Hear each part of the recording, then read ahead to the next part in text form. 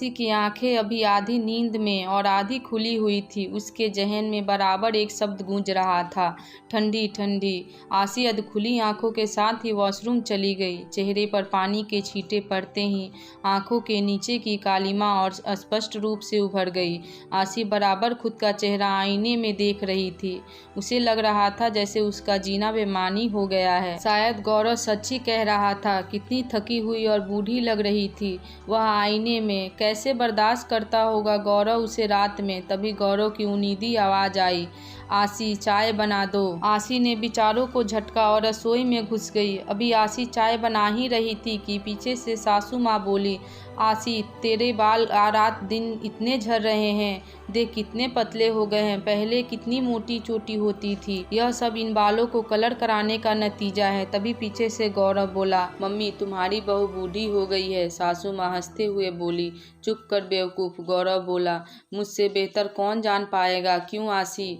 आसी कट कर रह गई। आंखों में आंसुओं को पीते हुए उसने गौरव को चाय का प्याला पकड़ा दिया। गौरव नहाने घुस गया तो आसी फिर से आईने के सामने अपने को देखने लगी। उसके बाल आगे से कितने कम हो गए थे। तभी आसी ने देखा बाएं गाल पर 3-4 धब्बे भी नजर आ रहे थे। तभी कार्तिक आया और बोला, मम्मी नाश्ते में क्या बनाया है। आसी को एकाएक ध्यान आया कि वह कितनी पागल है। पूरे आधे घंटे से आईने के सामने खड़ी है। सासू माँ रसोई में पहले से ही पराठे सेक रही थी। आसी बोली, मम्मी मैं सेक देती हूँ। सासू माँ प्यार से बोली, आसी तुम तैयार हो जा, मैं बना दूंगी। वैसे भी पिछले 3-4 महीने से तुम बेहद थकी थकी लगती हो। आज गौरव के साथ डॉक्टर के पास चली जाना। आसी प्यार से भीगी हुई अंदर चली गई। जब नहा कर बाहर निकली तो उसका मन फूल जैसा हल्का लग रहा था। रास्ते में गौरव आसी से बोला, आज आने में देर हो जाएगी, हम पुराने दोस्तों का रियूनियन है। आसी ने धीमे स्वर में कहा, मैं सोच रही थी आज डॉक्टर के पास चलते।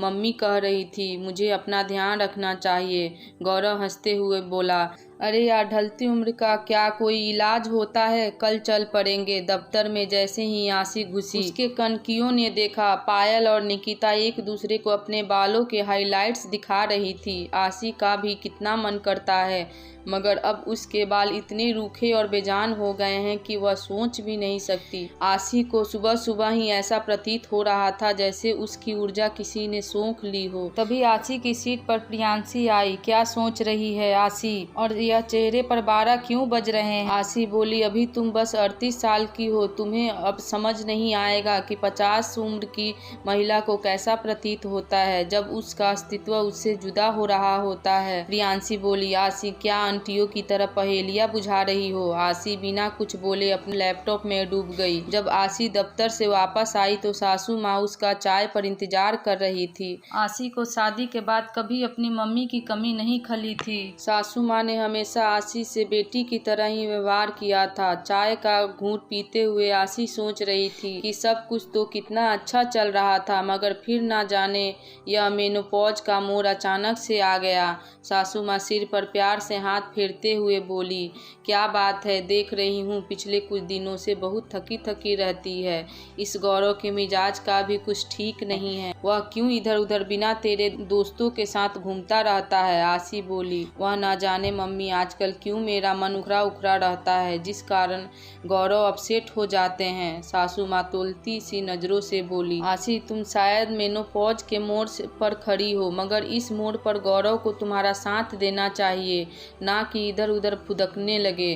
रात में काफी देर तक आसी गौरव की प्रतीक्षा करती रही और फिर थक कर सो गई थी। आधी रात को अचानक आसी की आंख खुली। उसका गाउन खराब हो गया था। पहले तो उसे अपनी डेट का हमेशा आभास हो जाता था और वह कभी इधर उधर भी नहीं होती थी। वह वॉशरूम में जाकर जब वापस आई तो गौरव की खींच भरी आवाज कानों से टकराई, क्या प्रॉब्लम है तुम्हारा, ना दिन में चैन ना ही रात में। आसी को एकाएक खुद पर शर्म सी आ गई। 50 साल की उम्र में उसके कपड़े खराब हो गए हैं।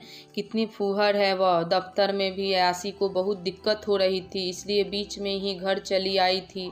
शाम को गौरव आया और तैयार होते हुए बोला, आज मेरा डिनर बाहर है। आशी बोली, गौरव हम डॉक्टर के पास कब चलेंगे? गौरव बोला, मेरी क्या ज़रूरत है आशी, पढ़ी लिखी हो, खुद चली जाओ। आशी फिर पूरी शाम ऐसे ही लेटी रही। शाम को सासू माँ आई और फटकार लगाते हुए बोली, क्या हो गया है तुम्हें? क्या तुम्हारी कोई अपनी जिंदगी नहीं है?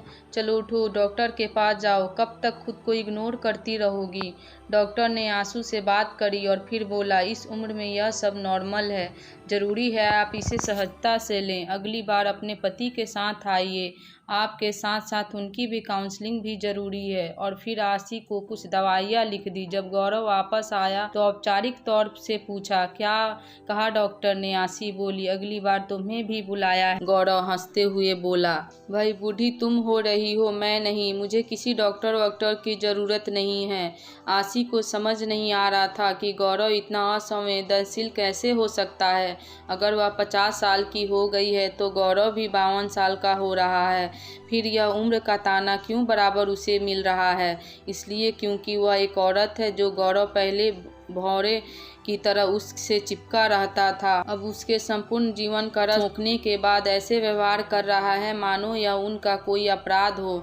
अगले दिन दफ्तर में जब आशी ने प्रियांशी से इस बारे में बातचीत करी तो प्रियांशी हंसते हुए बोली, यह बस जीवन का एक मोड़ है। जैसे हम लड़कियों की जिंदगी में मासिक धर्म का एक आरंभ होना भी एक मोड़ होता है, वैसे रजनुवृत्ति भी बस एक मोड़ ही है, जिंदगी खत्म होने का संकेत नहीं। आशी बोली, तुम अभी समझ नहीं पाओगी। ऐसा लगता है जैसे तुम्हारा वजूद खत्म हो रहा है। जब तुम अपने पति की नज़रों में एक फालतू सामान बन जाते हो तब समझ आता है कि यह मोड़ है या डेड एंड है। प्रियांशी बोली, मैडम मैं 35 साल की उम्र से इस मोड़ पर खड़ी हूँ। आशी आश्चर्य से प्रियांशी की तरफ देखने लगी तो प्रियांशी बोली, देखो क्या मैं तुम्हें बुढ़िया लगती हूँ? मेनोपॉज को तो मैं कंट्रोल नहीं कर सकती थी, मगर खुद को तो कर सकती हूँ। मेरी स्त्री होने की पहचान बस इस एक प्रक्रिया से नहीं, और हम स्त्रियों का अस्तित्व बस इसी पर क्यों टिका हुआ है? क्या तुम्हारे पति की परफॉर्मेंस पहले जैसी है? अभी भी, पर पुरुषों के पास स्त्रियों की तरह ऐसा कोई इंडिकेटर नहीं है। इसलिए आज भी अधिकतर मर्द इस गलतफहमी में जीते हैं कि मर्द कभी बूढ़े नहीं होते। आशी सोचते हुए बोली, बात तो सही है तुम्हारी प्रियांशी। और आशी फिर बहुत देर तक बात करती रही। प्रियांशी से बात करने के बाद आशी सोच रही थी कि वह कितनी बुद्धू है। उस रात को जब आशी ने पहल करी तो गौरव बोला, अरे आज इतना जोश कैसे आ गया तुम्हें? आशी मुस्कुराते हुए बोली, अब तुम्हारे अंदर भी पहले जैसा जोश कहाँ रह गया है? गौरव घमंड से बोला, मर्द और घोड़े कभी बूढ़ा नहीं होते हैं। आशी बोली, यह मुझसे बेहतर कौन जान सकता है? आशी के स्वर में उपहास देखकर गौरव चुपचाप किताब के पन्ने पलटने लगा। उसका मन जानता था कि आशी की बातों में सच्चाई है और फिर इसी को झुठलाने के लिए वह आशी को रात दिन कोसता रहता था, मगर आशी उसे इस तरह बेपर्दा कर देगी उसने सोचा भी नहीं था। दोस्तों वीडियो को लाइक और चैनल को सब्सक्राइब जरूर किया करें और पूरी कहानी देखने के लिए थैंक यू।